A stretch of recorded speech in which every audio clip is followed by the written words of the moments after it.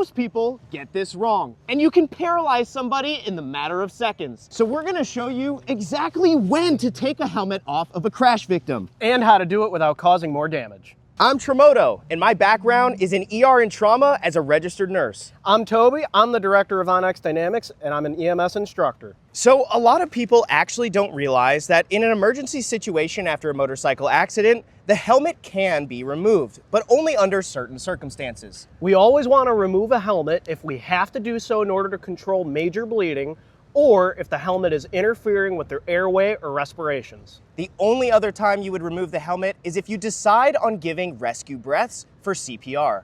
1, 2, 3. Oh my God.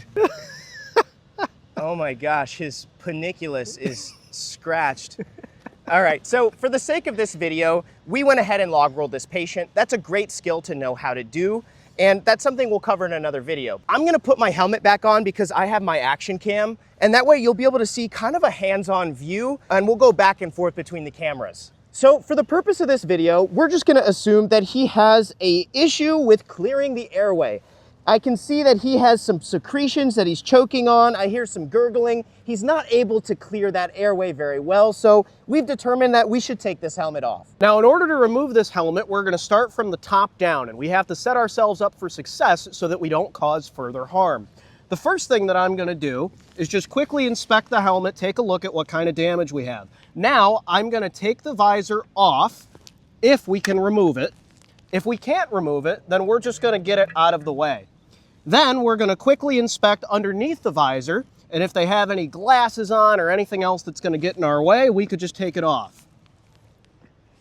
Then I'm going to go underneath that, and I'm going to start working on getting his chin strap off. While we're getting his chin strap off, we're going to make sure that we're holding that C-spine in place, limiting unnecessary movement.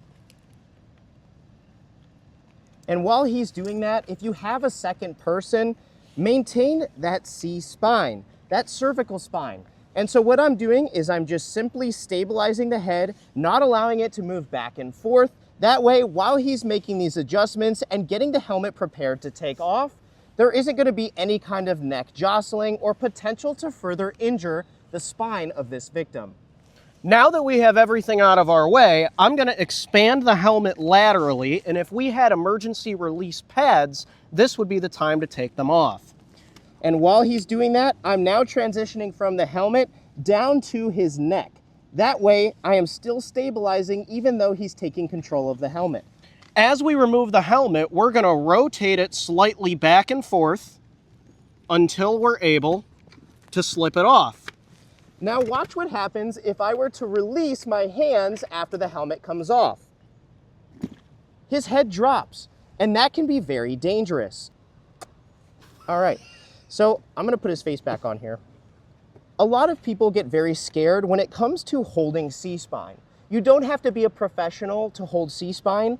All you have to do is maintain that position of the neck so that it's in nice alignment. Think of like a laser line going through the head and down into the spine. You're just gonna maintain that laser line. You're not gonna hold up too far. You're not gonna let it drop down. Just a nice neutral position. And you'll be able to tell, you can feel when the neck is nice and aligned. Now, I don't always wanna be stuck holding C-spine. I wanna be able to free up my hands so I can help Toby if this victim has any other serious injuries. So what we're gonna do is place some padding underneath their heads so that Ethan can free up his hands and the patient's head doesn't drop when we stop holding C-spine.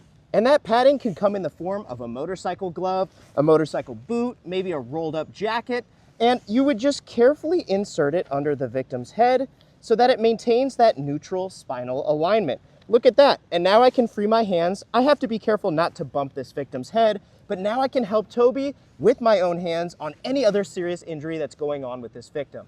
So now this crucial step of not only stabilizing C-spine, but removing the helmet has been accomplished. And now we can treat the victim of any other serious injury. If you like this lesson and you want to learn more, go ahead and check out the Traumoto Trauma Academy. I'll put the link in the description, and Toby actually takes the lead in teaching everybody in there motorcycle trauma concepts just like this.